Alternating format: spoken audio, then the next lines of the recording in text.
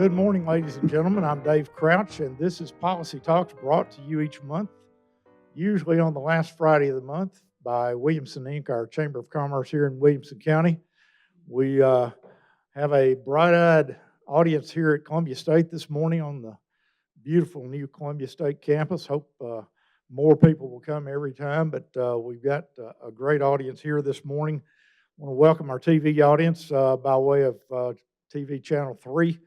Comcast Channel 3 with WCTV, and our radio audience on WAKM.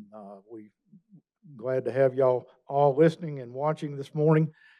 We've got some special guests here this morning that I think are going to be enjoyable and enlightening to have a discussion with this morning. From the city of Franklin, our mayor, Dr. Ken Moore, our city administrator, Eric Stuckey, the Director of Engineering, Paul Hosen, and the Assistant Director of Engineering in the Traffic, and you'll have to finish this, Jonathan, but Jonathan Marsden. Capital Projects, okay. But, yeah, oh boy. That's great. Normally I start out by getting to know the mayor a little better, but Eric, you've gotten a very special award here this past week. So we're going to start with you as the City Manager of the Year, thanks to the Tennessee Municipal League and the City Managers Association. That's quite an honor. And how do you qualify for that honor? Well, maybe I should ask the mayor that. Yeah, you probably should ask him more. It is selected by your peers, so city managers across the state, but it's nominated by my peers at the city. And so I think the mayor may have been involved in that. Some of our staff may have been involved in that. I've heard stories after the fact. It was a complete surprise to me. So I was tricked into being at a breakfast on Tuesday morning by our mayor. And I'm sitting in that breakfast, and partway through they do this award, and I'm really not thinking about it. And then I realized that they're talking about me. So that was a little bit, And then they announce you, and I stand up, and I hear this response behind me, loud response behind me, and somebody points to turn around, and there's about 25 of our team members that made the trip down to also celebrate. And Congratulations. And my wife, of course, who was filming, and it was just a cool surprise to get that, and then also have so many people there that you work with, and that, quite frankly, make it possible. I mean, this is a team sport that we're in terms of community building and community service, and they all make it possible. The board support, the team, the staff team, all of that, and so to have those folks all represented in that crowd was really cool. And so, thank you. Congratulations. Maybe not the last time, but maybe a couple of years ago, right before you were here, you just finished a trek up Mount Kilimanjaro. Yep. If I'm saying that right. Have you done any higher mountains since then? Nothing higher than that, but had an awesome trip this year with my family. We went to Italy and Greece, and then when we were in Greece, we were in Crete for 4 days, and there's a lot of great hiking there. So that was the hiking stint of that trip, and so it was great to have the whole family together and to do that. And so that was a trip of a lifetime for us too. That was great. Dr. Moore, and I think Eric's been city manager or city administrator for 15 years, and you've been mayor now for 12 years and however many months. Let's see, probably about 6 months. All right. 12 years and 6 months. Okay. And you're enjoying it enough so that you've thrown your hat back in the ring. I appreciate your asking. Yes, I am running for another 4-year term and excited to do it. It's an exciting job to get to work with such a talented staff and also such a special community and lead that community and continuing to keep the special place that we have. So why did you think Eric needed to be City Manager of the Year? What does he do that nobody else could do? Well, he's extremely smart. That helps. Haven't found situations that we've encountered that he hasn't had experience. Just the way he manages our city team, just the way he interacts with the public, his transparency, and also his fairness that he demonstrates every single day, whether he's dealing with people that are running for office, whether it's people, our board, or whether it's employees, or whether it's citizens. He's very transparent and very open to conversation and listening. He's a good listener, good idea man. Great. Is that enough? That'll work. That'll work. We got other things to talk about. Absolutely. But who wants to introduce Paul Hosen? I'd be glad to take a shot at that. Paul's been with the city about as long as I have been, going on 15 years, and has worked his way up in our engineering department and serves as our director of engineering and our city engineer for, gosh, the last 11, 12 years, something like that. And so Paul heads up that, and that has really two primary focuses in terms of the capital projects, which is our infrastructure, building, supporting that, and designing and anticipating our future needs there, but also working with what development brings and the infrastructure impacts that has, and that is done appropriately and done well. That includes things like stormwater regulations, and that's implemented appropriately. We'll talk a little more about our intelligent traffic systems, which is ways we use technology to make signalized intersections work better, smarter. And so Paul oversees all that and does it really well, and he has a unique blend of really sharp technical skills as an engineer, but also really good people skills. He's great at talking with the public, working with our team, and helping get to solutions and understanding what we need to do in terms of projects and investments in the community. And so we're really fortunate to have Paul's leadership and many, many contributions on our team. Paul, tell us something about yourself that nobody else in here knows. Well, I love working on home improvement projects. I also coach soccer, and I love coaching soccer. And he had a big winning season this Yes, year. right. I've won one championship. It was the first championship I've ever won in my life at age 42. It was U9 rec soccer, but we won. So for the first time ever, I won a championship, and I'm very proud of that. He wore that, he wore a medallion around for a couple That's right. days. That's right. For a 9-year-old. But it was good. It took 41 years, but I won a championship. There you go. It happened to be U9 rec soccer, but I'm still first place. How about introducing Jonathan? So Jonathan's been at the city for about 18 years, and he oversees our capital projects division. Jonathan's pretty much done every position in the department at some point in time, just out of need. But he manages all the capital projects. Very lucky to have him. Extremely knowledgeable in federal funding. And he's just a great guy to have. Extremely knowledgeable and does a great job working with our team to make sure we're delivering them as quickly as possible. Extremely knowledgeable, and he is a much better presenter than I am, is what I tell him all the time. When I have a presentation, I'm like, Jonathan needs to come with me. Much more entertaining. Now, Eric, when we talked the other day, we discussed just talking in brief about some of the high-profile projects. If you would, just hit the bullet points of the Franklin roads and McHatchers and things like that everybody is all curious about. They've been covered pretty well in other venues and in this show a year ago that had not a lot changed in some cases. But give us a rundown of what's going on around the city there. Well, I'll hit some highlights, and then I'll probably pass it off to Jonathan, because that's one of his primary responsibilities. So he'll hit some key parts better than I can. But we're so thrilled to finally have Franklin Road done. There's still some punch list items, but it's a great improvement. Yes, thank goodness.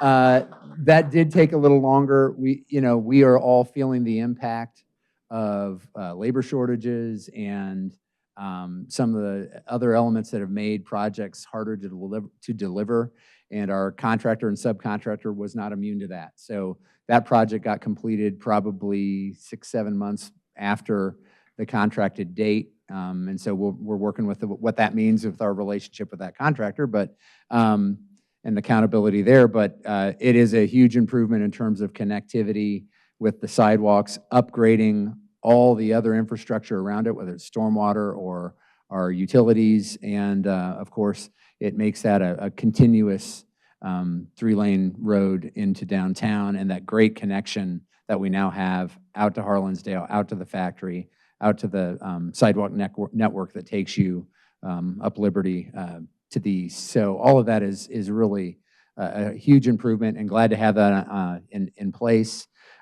We have several other things we're working on, looking to bid the McEwen project here by the end of the year, which is a huge project, not far from our doors right here. Describe what that is. And that will take us from the roundabout at Cool Springs out to Wilson Pike. And so that will basically make that, you see the stretch that goes from Cool Springs in towards where Nissan is, et cetera. You'll see that same similar type of road profile heading out. So there's a lot of topography to deal with. It's a huge project. It's a largely federally funded project. We got about $23 million of federal money. We're going to make a run at another 9 or 10 million before we get the project going, because we've already checked all the boxes on the federal side, and we believe there's some money available, which is good because the project cost continues to escalate. We've seen that with everything. So that's a big project. You'll see some activity on coming up. I'm going to pass off to Jonathan, talk about maybe a couple others. We've got Columbia improvements coming on. We've got, we're continuing to work on the widening of Southeast Mac Hatcher, and that's on the state list, but we're trying to find ways to move that up the state list, just like we did with the Mac Hatcher extension that opened a couple years ago. I'll pass it off for Jonathan to check off some other ones. Thank you. I'm going to ask a specific question about Southeast Mac Hatcher, and I asked this to Paul Diggs last month, but that was on the 3-year plan, state's 3-year plan 2 or 3 years ago. And then all of a sudden it's not. Explain why. That's actually one of the misunderstandings about a 3-year plan. So people assume when something goes in the 3-year plan that it means it's going to get built, and that's not necessarily the case. When something goes in that 3-year plan, really only the things in the first year of that 3-year plan are actually programmed with funding. The other things are shown in there as that they're shown as a want and a need, and they're programmed to do, but they don't actually have funds tied to them. So unless they're in that very first year, they're not necessarily going to get done. So really what you're looking at when that 3-year plan comes out is the very first year. So you're shown things that come out that are tied to them with those second and third years, but the first year is what actually has funds tied to them for that year, because the legislature approves the funding for TDOT on a yearly basis. Okay. Gotcha. Now, there are state roads in the city of Franklin. That's correct. There are city roads in the city of Franklin. You're getting federal funding for McEwen. How do you know where to get money for all these projects? It really depends on whether the roads are listed on, whether they have a designation as listed on National Highway System, or whether they have certain designations as a classification, whether they're, in our case, because we're an urban area, not a rural area, whether they're urban minor collectors or above, listed as they're listed with the national FHWA and TDOT's classification system. So we work through the Metropolitan Planning Organization, Nashville Metropolitan Planning Organization, which is actually a subset of the Greater Nashville Regional Council. So it's actually a 7-county area that we compete with the other counties in our area and other local jurisdictions for federal funding. And as long as we meet the criteria for the various programs of federal funding, that funding is prioritized and programmed for various projects in our region. So we have to pay close attention to how those individual, the routes in our area are classified, and if they actually qualify for funding. Then we also have to submit those through the MPO, who then objectively looks at those individual projects that are submitted on a very periodic basis, and they go into their regional transportation plan, which is kind of a wants list, and those are programmed on a 25-year basis in horizon years. And then every 4 years they go into a TIP. It's a transportation improvement program, and that's actually what it's a physically constrained program where they take all the federal programs that money comes to straight to the MPO for distribution to the local agencies within their region, and then that's distributed out to the local agencies. And the state also gets their share. Mayor Moore, you're a member of the MPO. That's the Metropolitan Planning Organization. Actually, we call it the Transportation Policy Board. We actually call it Transportation Policy Board, and I'm on that particular board. Yes. And that board makes many of the decisions about where federal money in Middle Tennessee goes as far as road projects. That is the purpose of the Transportation Policy Board, is to determine how federal money is spent on all forms of transportation. And is every mayor in Middle Tennessee on that board?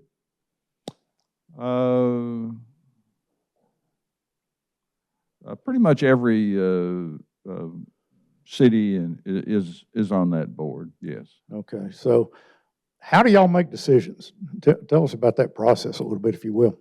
Well, most of the decisions, a lot of the accumulation of data and needs are determined by staff, and then they're presented to the Transportation Policy Board for approval. They're ranked and based on many factors that they utilize.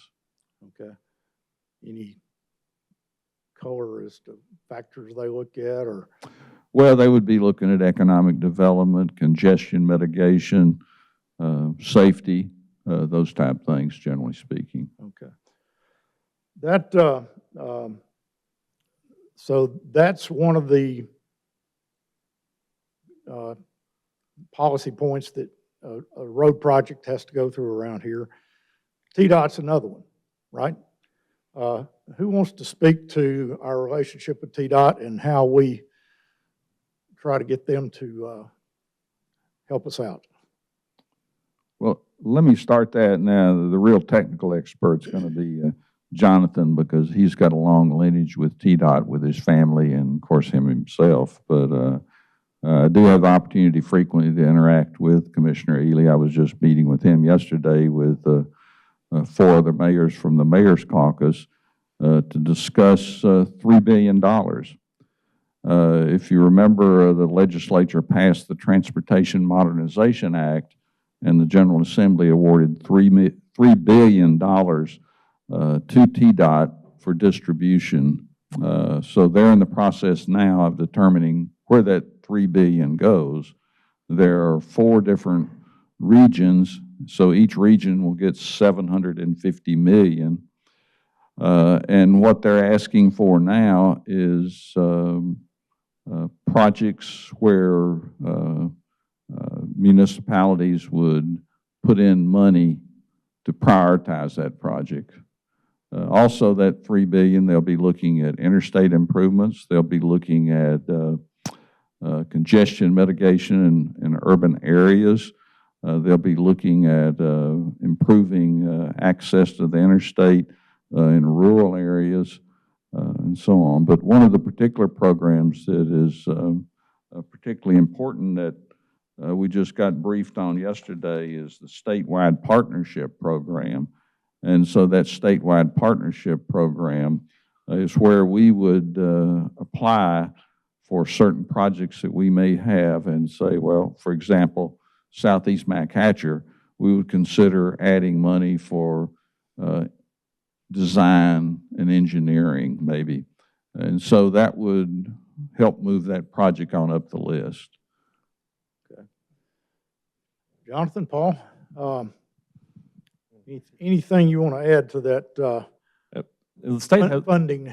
with funding with the state, so they also use federal funding, and they're participants at the MPO level as well. So, and the mayor serves on the Transportation Policy Board. I serve on the Transportation Coordinating Committee, and I explain that as basically being the planning commission to the Transportation Policy Board.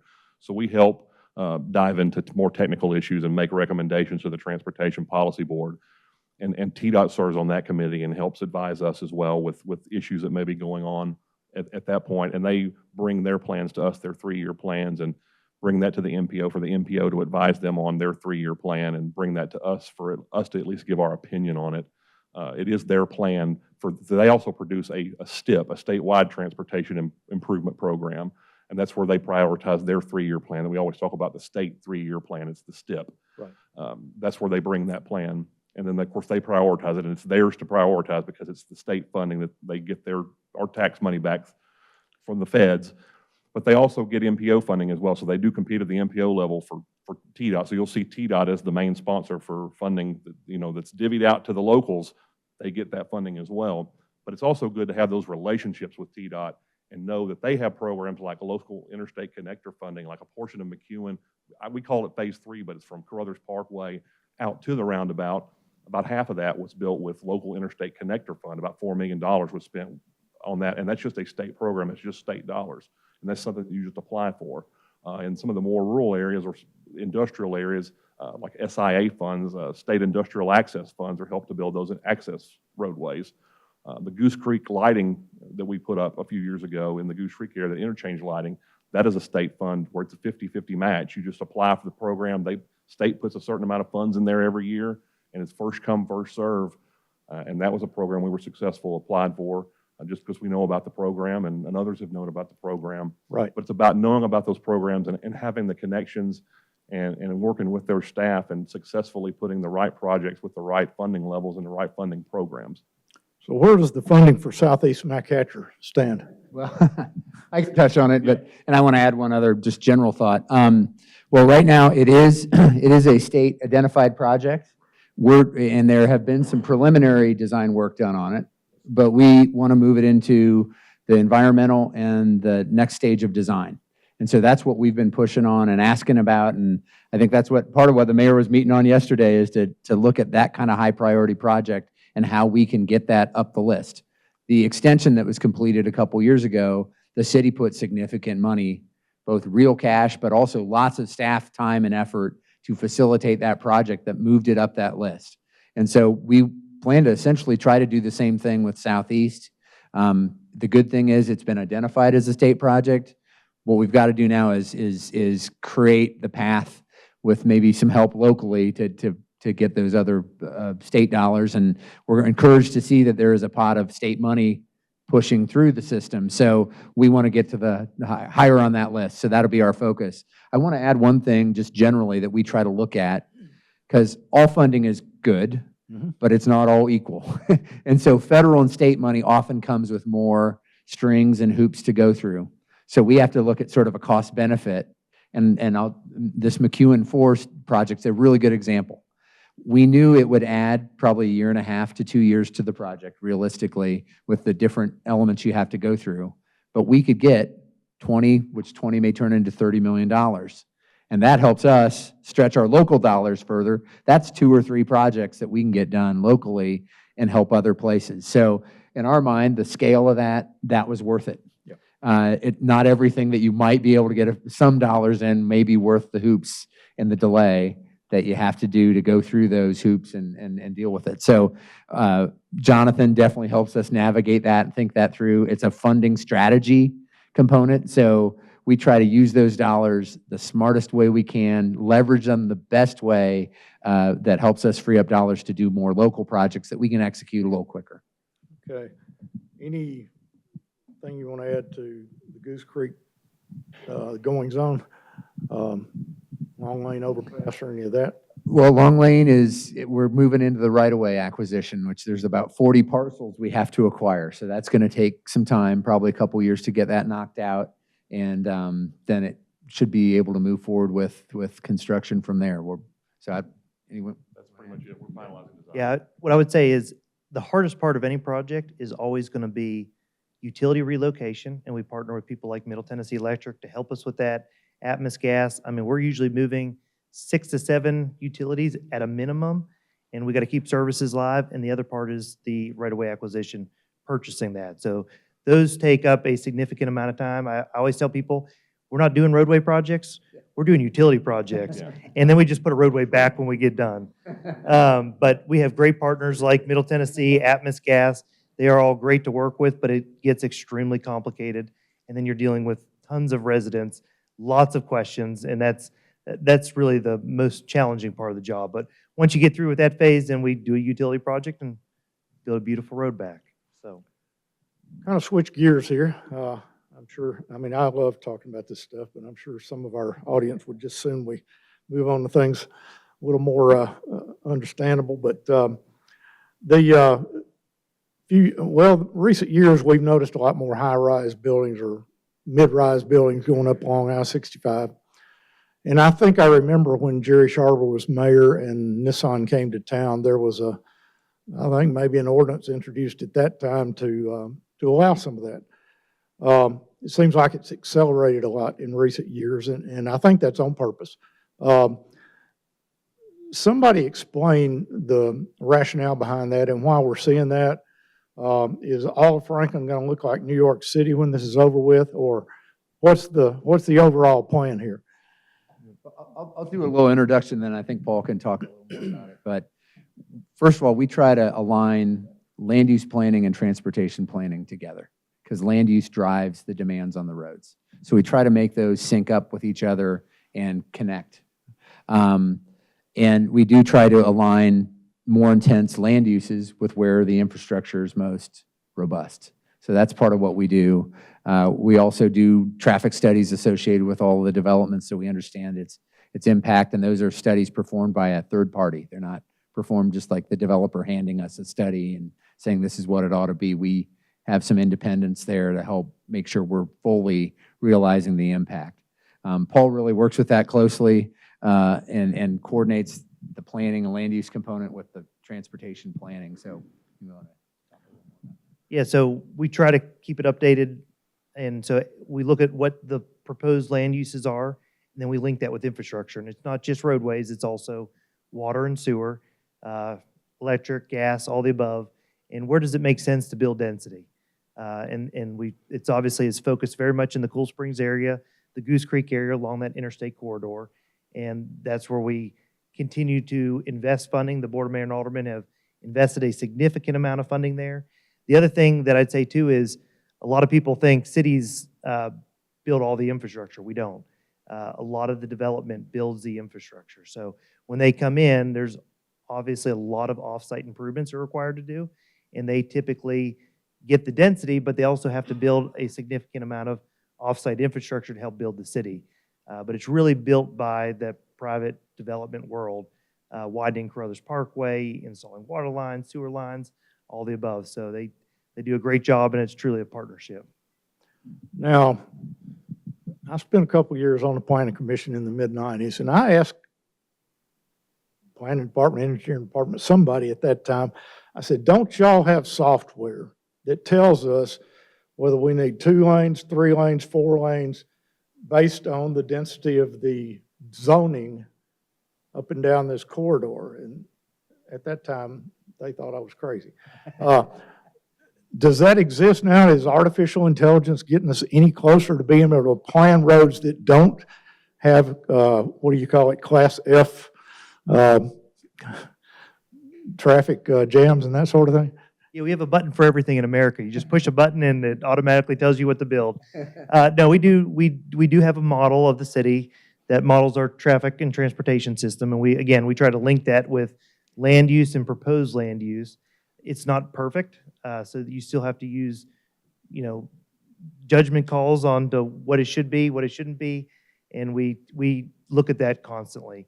Our traffic engineer, who's not here today, they actually keep a model updated that they run with every new development, and it gets updated with every new development, and we have a long list of projects. And when a developer comes to town and wants to make a significant investment in the community, we got to be able to tell them right away what the expectations are.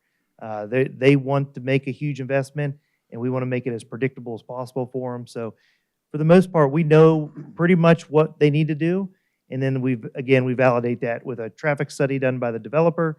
It's also reviewed by a third party, and we constantly keep that information updated so that we can make sure we're getting the infrastructure we need with the development. Okay. The best way I know to make this interesting is to use some of my favorite pet peeves as examples. To maybe explain kind of the rationale behind what y'all do and what we see coming out of the ground. But Aspirin Grove Drive, near and dear to my heart, obviously my office is there. When the original leg from Cool Springs over to Jordan Road was done, wide road, bike lanes on either side, you can fly through there and not hurt anybody. But now when you get to Jordan Road, it goes zoop, and you really just got a couple of bike lanes. You don't really have any wide enough for my truck anyway. Why did we do that? I mean, you've got people parking right there in the way half the time.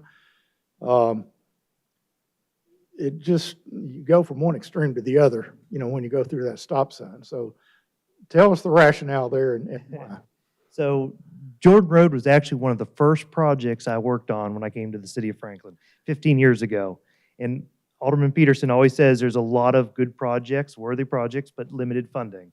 Well, that fell into that category. So Jordan Road is truly a country road in a very urban environment now. And the board has funded it. They often look at where the development's happening, where to make that investment. It's now funded, and we are very close. We need to acquire one last property, and once we do that, we will bid it out, and it will be more than 2 bike lanes. It'll be 2 bike lanes and 2 lanes. And so we're Really? looking forward to moving that one up the list. Okay. But what about Aspen Grove as it goes up between those 2 big apartment buildings? They built 350 units of apartments there. Apparently they got them full now, so they're going to build another 428, I think, on the other side of the street. How are all these people going to get in and out? How am I going to get in and out of my office? Did you do I'm sure there was a traffic study done. What did it say? Well, I'll tell you that Jordan Road would not be the concern, or Aspen Grove. Most of the traffic issues are on, Mallory and Cool Springs Boulevard, but there's traffic signals planned, and we keep the signals timed. Every 3 years, we're updating timing. Actually, they're doing it almost every day, but every 3 years, we do a comprehensive study of the traffic signals and keep them coordinated to the best we can. And it's really about extending the life of that infrastructure and making the most of what we have in the ground. So it's something we look at constantly. Okay, in the news, something called the Middle Eight. It's been battered around. I'm sure traffic studies have been done. How many units is that anticipated to add to the housing market in Franklin? I don't know the unit count, do you? Yeah, I can't tell you the unit count, but I can tell you that the traffic was not the big issue. That traffic works, and it was acceptable level of service, and there's other concerns about it, but the traffic was not the issue. When you say acceptable levels, you've got A, B, C, D, E, and F. Is that the scale on, what do you call it, traffic, what's the word for it? Intersection functionality. Yeah, functionality, yep. So what is acceptable? A, B, C? That answer varies. Actually, we did a recent survey of the board, and all the answers came back a little bit differently. Told you I was going to pick on you Here this morning. eventually. But, it's all different depending on who you are and your perception and what your expectations are. Ooh, In an urban area like Cool Springs, the F, an acceptable F, is probably okay. It's a very urbanized area. Now, you get out into the West Haven area, they probably expect more of a C. So it just depends on your expectations and where you are. or how long have you lived in Franklin, maybe? Or how long you've lived in Franklin. All right. You've got some, sounds interesting, some new software traffic study or traffic improvement. It's on my notes here somewhere now. I can't find it. Intelligent traffic system. Tell us about that, Jonathan or Paul. So one of the projects we recently got a grant for, we got congestion mitigation and air quality grant, which is, in most cases, it's non-construction style grants to improve, obviously, like what the grant says, congestion problems and air quality problems. We actually have a project about to move forward into, and I just said not construction, but it's still called the construction phase and implementation phase on 96 East Murfreesboro Road from Eddy Lane all the way out to Arno. So 13 intersections, signalized intersections. It's actually kind of we could just call it a traffic signal improvement project, where we're actually going to upgrade multiple traffic signal cabinets, do multiple signal head upgrades, but a lot of what we're doing is upgrading the technology out there. So this is one of those where we're doing a lot of technology upgrades, such as we're installing, this is actually our first really connected vehicle kind of pilot program out there, and it's not fully what you see, you have to have a road, a true controller inside of your car, but it's You actually will be able to download an app, a free app, that will relay information from the traffic signals to your vehicle about the information going on at the signals. We're actually going to put in an emergency alert system that will integrate with Waze, the actual Right. digital navigation system that will alert you when an emergency, like a fire truck, is in your area. It will actually populate onto Waze and tell you there's an emergency vehicle near you on that corridor. We're actually putting in automated traffic signal performance measures that will actually give our traffic engineers live data from the detection at those intersections, so they can actually make tweaks to the system. It will give them live data, so it gives us signal health performance at those intersections. So a lot of new features are coming to that intersections that we hear about ITS. It's really about getting that data back to us to make those signals run more efficiently, to make them run smarter. And we're installing new detection systems out there to get that data, installing new controllers out there, which are basically just modern computers out there that are more robust, more open standards that allow us to do more complex operations at the intersections that are more open and compatible with each other. They talk to each other and communicate with each other. So it's a lot of upgrades out there that you won't necessarily see a lot of construction. You don't necessarily do lane widening, and that's really what ITS is about. It's about doing more with what you have out there, because we know that we hear level of service and people say, well, you know, we want level of service A, and that's free-flowing traffic. Well, that's not necessarily what you want.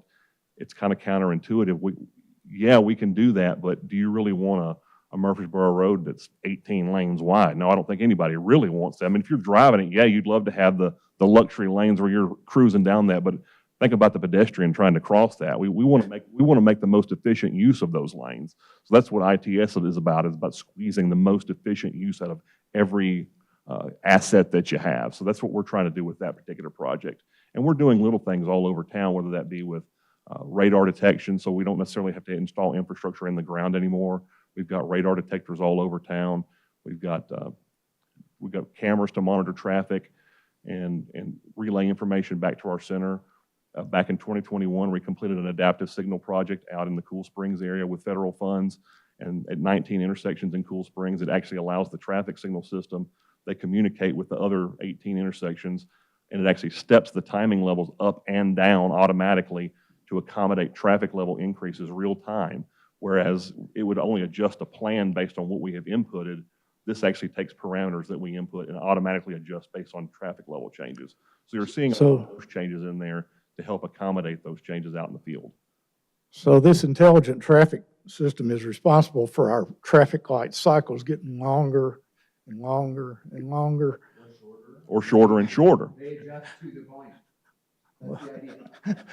I hadn't noticed that yet, but It'd be a lot worse if you didn't have it. you know, the longer the cycles, the more stupid things we do. Yeah. So just keep that in mind.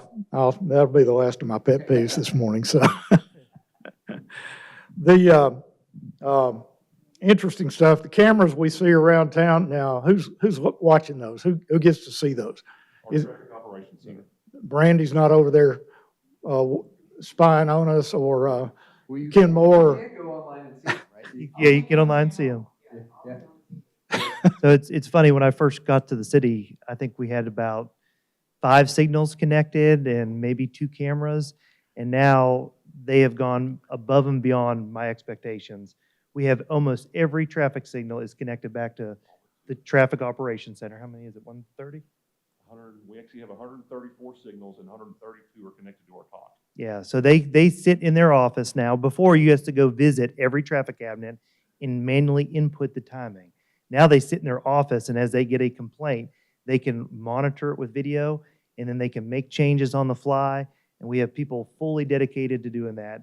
And it's absolutely unbelievable. And I'll never forget the day when I was at home looking at my phone, and I don't know if it was the mayor or somebody sent a complaint over to our Traffic Operations Center. It's a weekend, and I see emails going back and forth saying, well, we just tweaked the timing here because of that special event, doing it all off of their phone at home on a weekend. And I was like, we can do this? I didn't know we could do this.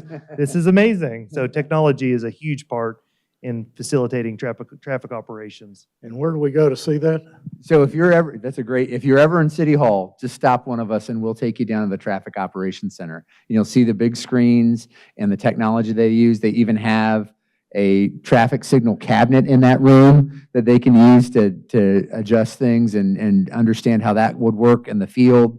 None of it's ever used for traffic enforcement. It's used for how we monitor and adjust signals and signal timing to make it work.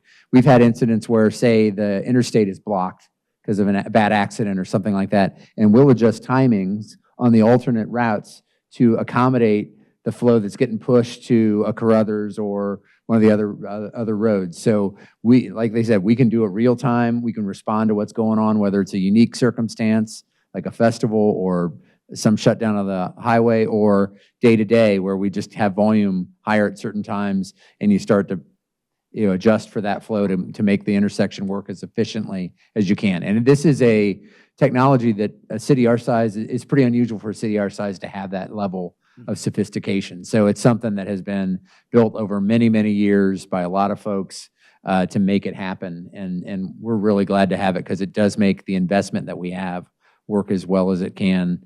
Because as we talked about, it takes years sometimes to build physical capacity. If you can improve the existing capacity, that's good too. We're about doing both, to be clear, but it's good to have that tool in the toolkit. So would you like input from the public about their personal streets and traffic patterns? Their daily commute, if they want to let us know, we will look at it.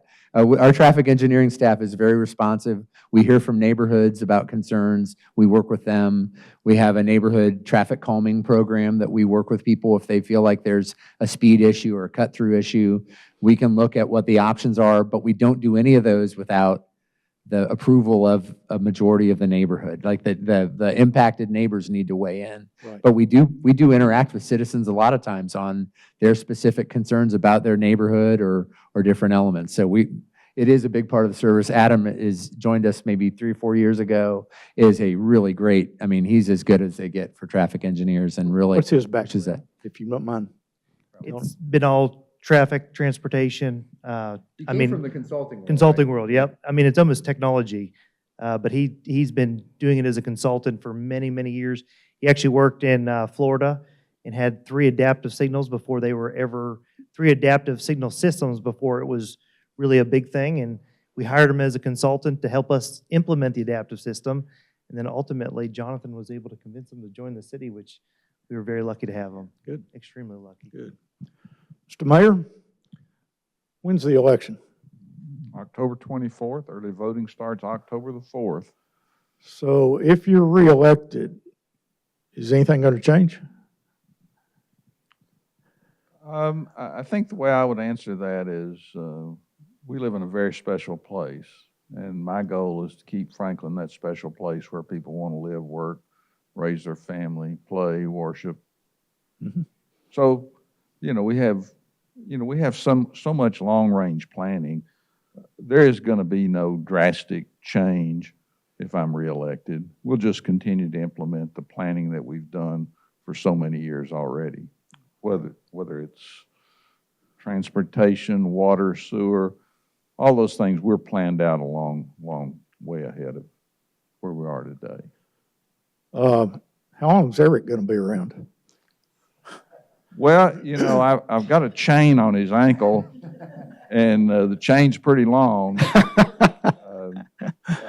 Reaches to Kilimanjaro. So. Ask permission to leave. I think we all, our board and staff, love working with Eric, and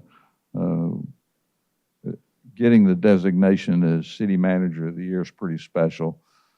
So we hope he'll stay around a long, long time. A couple other just random things here. Bicentennial Park. Apparently that's getting ready to come out of the ground. Some pretty amazing things there. Venue that'll hold 3,000 to 5,000 people, but only 57 parking places. Is that what I read? But the bid was just awarded. I'm not sure about 3,000 or 4,000 may involve shutting off the street. But there's where the Georgia Boot Pavilion was, that's going to be rebuilt. But that'll be built in a way that it can be an event venue, if you will. So smaller festivals could happen there.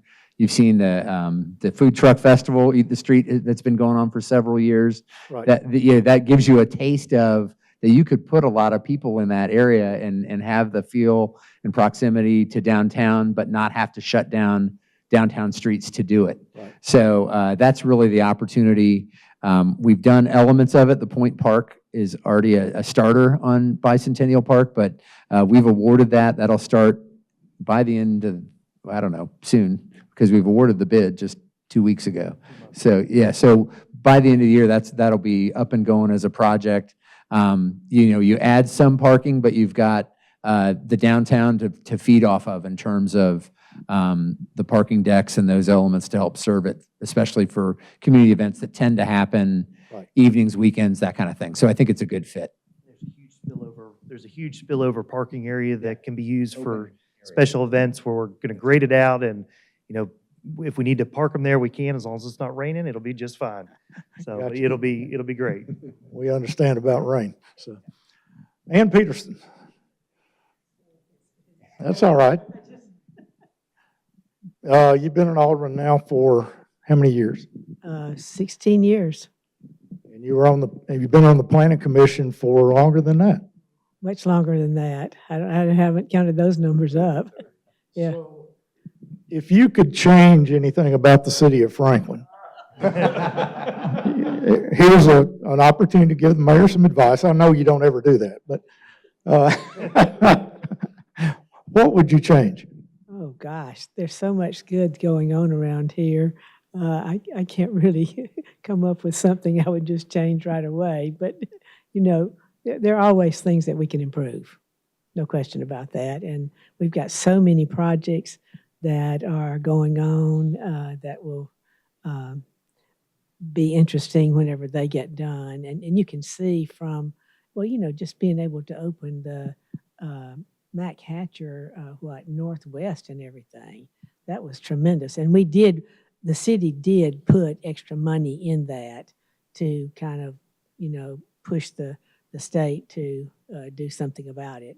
But we've done a lot of really good things, and not only on roads, but I mean, you think about over the last few years, we've gotten fire stations, out on I guess it's on Paytonsville Road, but anyway, it's out in Berry Farms area, in Goose Creek, and also even not that really long ago in West Haven. So we've been doing a lot of things that have been helpful to do. I don't know. I mean, I can name some things where I think, if I could snap my fingers, but. Ann Peterson and I were kind of from opposite sides of the political spectrum back in 1989. We didn't quite know whether we liked each other back then. In fact, I made a proposal at the Planning Commission. She shot it down. It never saw the light of day. And but the more we've gotten to know each other, the more I liken it to the Baptist and Church of Christ. We got a lot more in common than we got differences. And really have gotten to respect Ann Peterson and appreciate what you do. Brandy Blanton, you're next. Are you going to say whether you liked me from the beginning or not?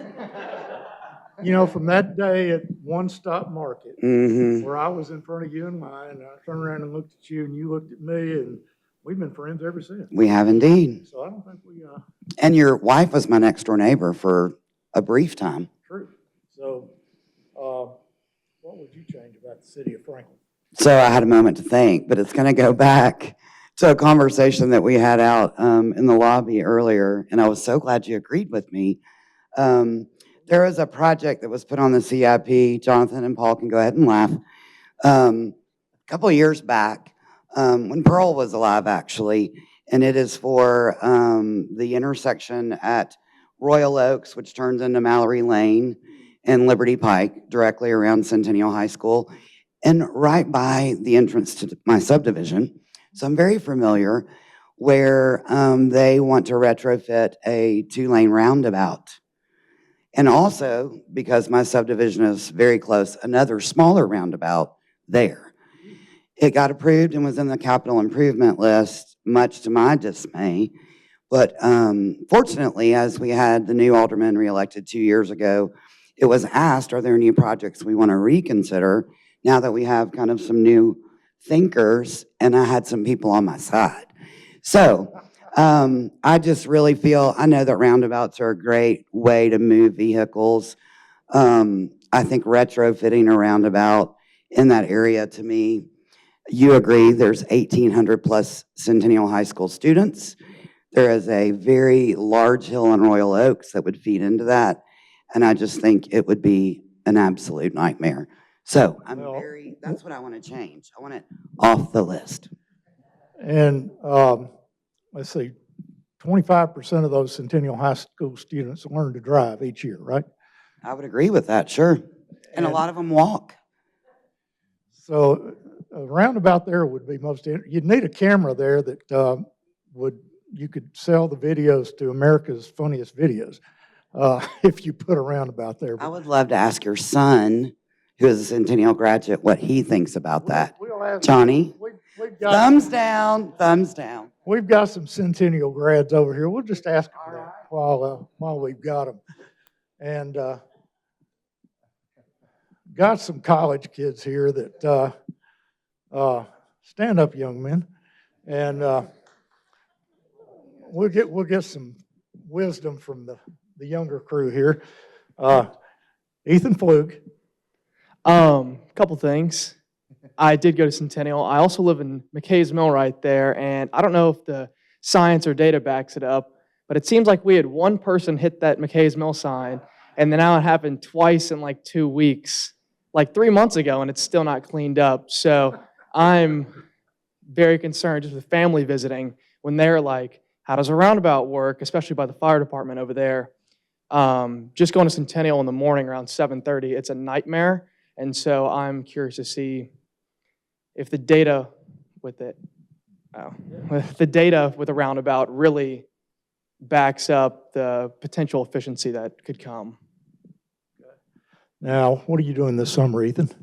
I'm interning with Mr. Dave at Aspen Grove Asset Management. Good answer. Cannon? Plowman? Yes, sir. Well, being a young driver a few years ago, I didn't really know how a roundabout worked, and I know a lot of people, their parents don't necessarily teach them how to drive at a very young age. Obviously, they can go and get their permit, but a roundabout can be pretty confusing for a lot of people, especially after a long day at school. You know, I'm not sure that's the best place to be, is a long line of cars and then going into a roundabout with a bunch of people not paying attention. So I'm not sure that would affect the students leaving the school, but something to look at. Also a question, I live off Ross Lane and by Liberty Pike. I noticed there's some road construction going on over there, and the sign says it's going to be done in the next 2 weeks or so, but there's also a lot of signs going on Franklin Road, and that took a while. So I was wondering if the timetable and the sign by Liberty Pike, specifically in front of Liberty Elementary School, is still at what it's posted. That's a paving project, and yes, that'll be done timely, yeah. It's easy to pave. Yeah. You don't have to deal with 6 utilities and So that 50 property owners. That should be knocked out. Good. Next young man, what's your name, sir? Johnny Crouch. Who's your daddy? You. It's you. My opinion on roundabouts, I've been driving for 6 years. Well, 7 if you include a permit. And the roundabout at McEwen, I still get a little confused when I go around. I've about figured it out now, but I'd say they're pretty confusing, especially a 2-lane, because I never know which lane to get in. And I know there's signs, but no one ever pays attention that great to them, and especially high school students that haven't driven for a long time. So, thank you, guys. Paul, do you want to equal time here? Paul likes roundabouts. So I do like roundabouts. And why? I'm not advocating one way or the other, because ultimately I don't get to make the decisions. But roundabouts move traffic extremely efficiently. And there are some states where they are putting roundabouts in everywhere. And they do it because there's no maintenance and operation of traffic signals, there's no retiming. It does take a little bit of time to adjust to them and learn how to drive them, but if you run the traffic numbers, every single time the roundabout performs significantly better long-term. And so you look at states, in Tennessee, cities manage the signals. If you go to states where the DOT manages the signals, guess what they're doing everywhere? Roundabouts. Everywhere. Georgia, roundabouts everywhere. Ohio, they're putting them everywhere. And they're just much, much more efficient. There are pros and cons. It reduces accident counts, and there's still accidents there, but they're less severe. They're more property damage than it is like a T intersection where someone gets injured and fire department has to come out and police. So there's a lot of pros and cons when you look at these things, but I will tell you from the traffic numbers that we run, roundabouts are always outperforming traffic signals. Let me give you one perspective. Do you like to keep moving or do you like to stop? Because when you have a signal, you have to stop. You cannot move. When you have a roundabout, you have continuous movement. That's why the numbers show that. Now, it's not the answer everywhere, but it is a tool to have in the toolkit. And I think to say that they're all bad is a mistake. To say that they should be used everywhere is also a mistake. But they do really work effectively. If you've ever been to Europe, you see them everywhere.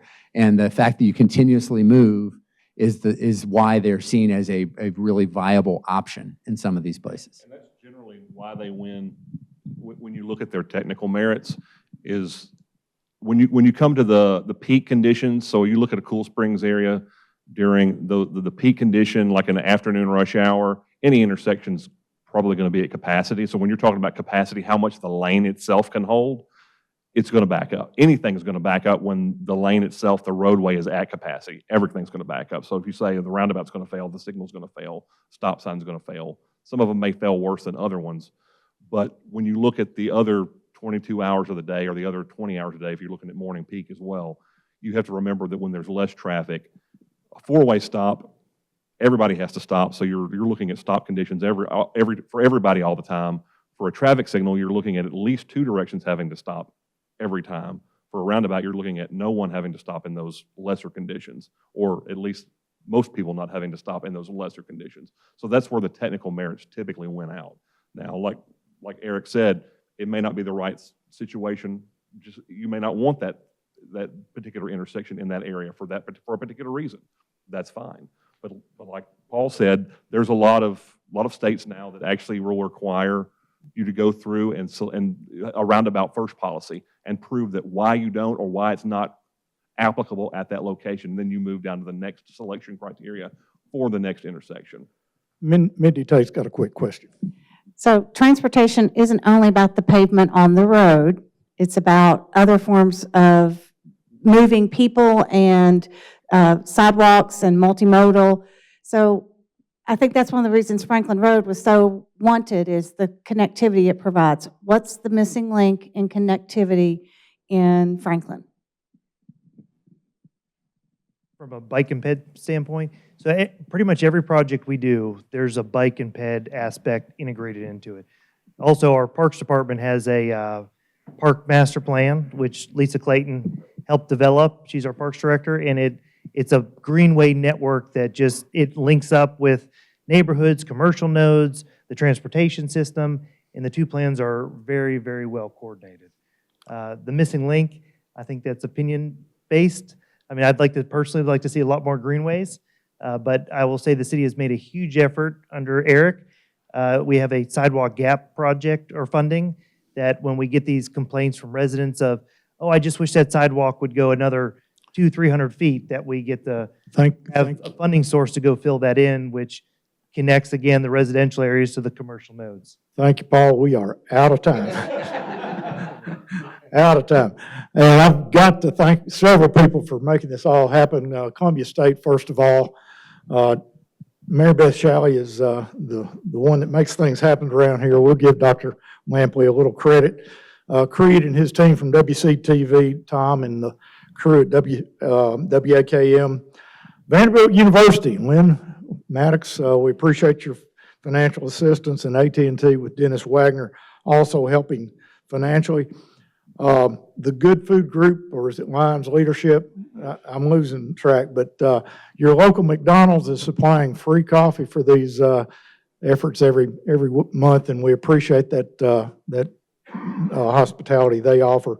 Chamber staff, Matt, I was going to leave you a minute to say something, but we don't have it. But the chamber, under the leadership of Matt Largen, and particularly the quarterback on this one, Kel McDowell, we appreciate your help on all this. Jenna, with the PR element. So I hope you'll be back here next month, August 25th, and we look forward to seeing you again. Thank you.